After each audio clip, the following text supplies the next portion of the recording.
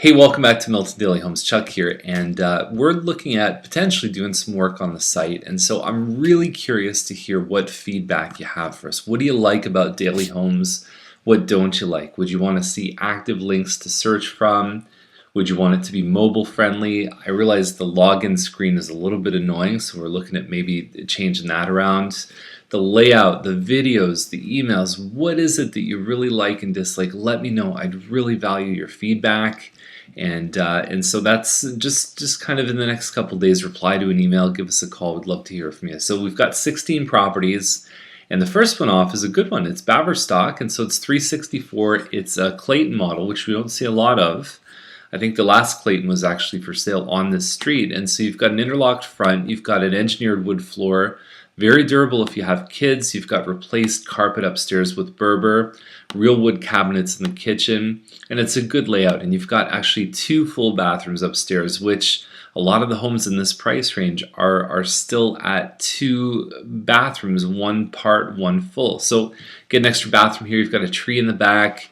That is planned for 2-story homes behind, but in the meantime, you've got a little bit of privacy for a while there. So great listing. This one on Cooper is just as good.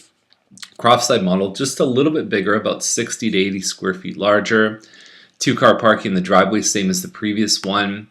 And you've got, I'm not sure if that's a laminate or a hardwood floor, but either way, it looks pretty good. It looks clean and simple, and nothing too fancy, but the value's there because there's a lot of competition from 375 to 400, a lot of townhouses up there. In fact, they're kind of battling a little bit, and these guys have decided to come underneath that. Very good strategic move, because we've seen this model list easily up in the 370s. I wouldn't be surprised if I saw this one at 375 or 379 as a list price. So Farmstead is the next one at 399, and so it's the end unit, so it's a little bit larger. I think it's closer to 1,600 square feet. Hard to see what's behind, but it could be the retirement home or the elderly care home, whatever you want to call it. And so the problem I have is it's not as open concept. The kitchen does not really flow. That's the wall to the kitchen. You don't have a lot of interaction between these 2 rooms, and I think that's something that a lot of people want. You do have it from this side, but you've got the wall that wraps around, and I don't know, I'm just not a big fan of this layout, to be honest. So $399 is not a bad price, historically speaking. There's a walkout basement there. So anyway, so Yates looks like a good deal as well. Yates can be a bit of a busier street, but the thing about it is it's a 1,500 square foot semi-detached home, and we've seen homes, like we've seen this model sell 415, 420, and some of them had a little bit more upgrading, but this has some decent stuff in it. The floors look good. There's a backsplash. You've got pretty neutral colors in here. And what I like about this layout is that all the rooms are a good size, is that you could really fit a teenage kid in any one of the 3 rooms. Probably not the master, obviously, but it's a nice layout. Separate dining room is the part that people generally don't like about that particular version. We've got Black Drive here, and it's a pretty decent size townhouse, and finishes look nice. The photography, you've got some upgraded floors upstairs. Light fixtures have been changed out. You've got a bit of wainscoting in this room, and you've got a finished basement, which obviously adds value. My problem is it backs onto Thompson, so you're going to get the road noise. And at $400,000, like I said before, is that there's a lot of townhouses listed right now between $375 and $400. There's the one on Asselton with a finished basement, probably about the same size as this one, but you're not dealing with the road issues, although it is a little bit close to the train tracks. But that's it's probably not that far off. End of June is what they're looking for as a possession date. Sauve is townhouse. It is 2,100 square feet.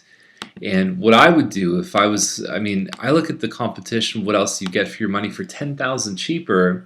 Go over and look at that one on Wenham Heights that we profiled yesterday. It's about 100 square feet smaller, but it's a semi, and I think the finishes are even a little bit better. Giddings is at $497. We're talking about 2,200 square feet. I'm not sure if they've set up this driveway to park 2 cars. It's a little hard to tell from the depth perception. And then you've got a pretty open concept design, although the family room feels a little bit narrow to me. And then you've got your 4 bedrooms upstairs. It doesn't really blow you away, but the size makes sense. We've seen homes this size sell upwards of 500, so it could be a value pick, but it's not one of those ones that makes you say, wow. Caldwell is 517. We've got a double garage, just over 2,000 square feet.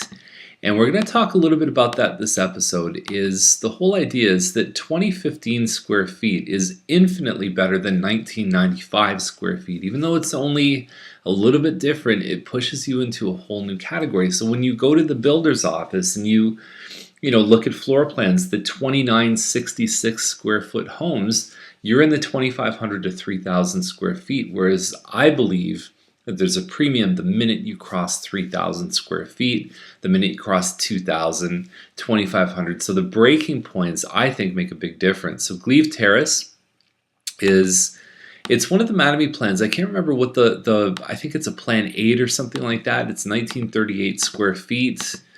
I mean, you're still looking at window coverings, appliances. There's no central air. You got to put fencing in eventually. So this one's really like a 529 or 535 listing, and I just don't see the value there, especially if you're going to have to live in dirt. It's annoying. So I don't see the value in something like this. Pickersgill, even for 15,000 more, you get a double garage 2,400 square foot home, which is like 400 or 500 square feet larger.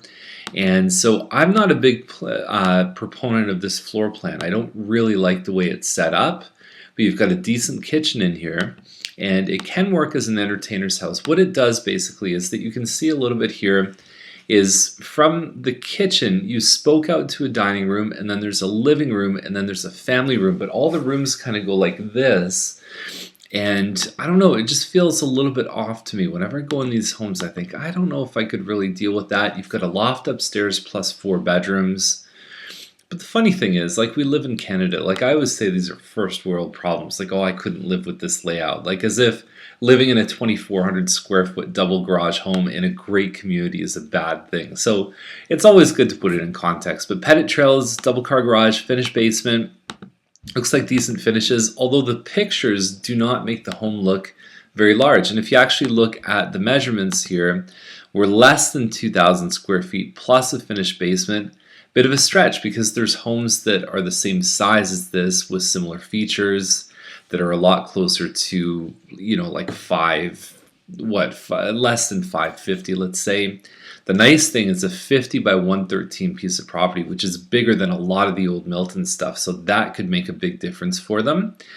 Strange that they didn't really have a lot of backyard shots in there. This is a Mountain Holly corner, and it's $599. I mean, it's just over 2,000 square feet, and there's carpet, and I get that the kitchen is beautiful. It's a lovely kitchen. I'd be surprised if they got this kind of money for this size of home. I just think that they're a little bit on the high side. Nice HDR photography, which is the high contrast. 1040 Holdsworth is the next one up, and so you've got an open front entryway. You've got an in-ground pool in this one. Nice floor plan. I've always liked this floor plan. Granite counters, undermounted sink, pot lights. 2,499 square feet. I don't know if you're okay with it, but I think we should just round it up to 2,500. And they've actually done that in the description. They've done 2,500 to 3,000 square feet. That's the money shot right there. If somebody's looking for a pool, I was actually doing a search recently. There's nothing out there. There's next to nothing. You've got the one that we profiled yesterday on Featherstone with the above ground pool, but I'm talking real pool. And the cool thing is that in the next couple days, we've got a 3,300 square foot home back onto a forest with a pool. So stay tuned for that. That's going to be amazing. I give this one a green light. I mean, it would be nice if it had a finished basement, if there was something else for the 619. I feel like that might be a little ambitious, but I think that the home itself has a lot of value, and it's a great floor plan. So Shanks Heights is 669. Probably going pretty close to the one that's been sitting there on Simon's Crossing in terms of square footage and size. These guys have the added bonus of the hardwood floor, 3,705 square feet, and usually the builder actually finishes the basements here, which means it's usually like the walls are straight and everything looks pretty decent. So fifth line is at 874.9. We're talking about more than 3,000 square feet. which is nice. Now I hope they didn't count that. They might have counted the basement in there too, because you've got these little below grade windows and the ground could drop off, but it's about 1.8 acres. I look at something like this, I appreciate the total size, but a room that size, like what are you going to do with all that space? Like aside from doing like a floor hockey tournament in your basement, I mean, is it really necessary to have that much space? And we talk about that a lot too. Once you get past about probably an 18 by 18 master bedroom, it's just extra space. You don't really need it. So that's why sometimes a 4,000 square foot home to me doesn't have a lot more functional space than a 3,500 square foot home. So is it really worth it to pay for that space that you could get in the 35 functionally? So 874 seems pretty good. I think the land is nice. It's not too far from town. There's this one on 8th line at 1.295. And it's sort of a long, narrow thing, and you've got Piper's Heath just behind here. The actual coverage, I think it would be a little bit more valuable if they had more space backing onto the golf course.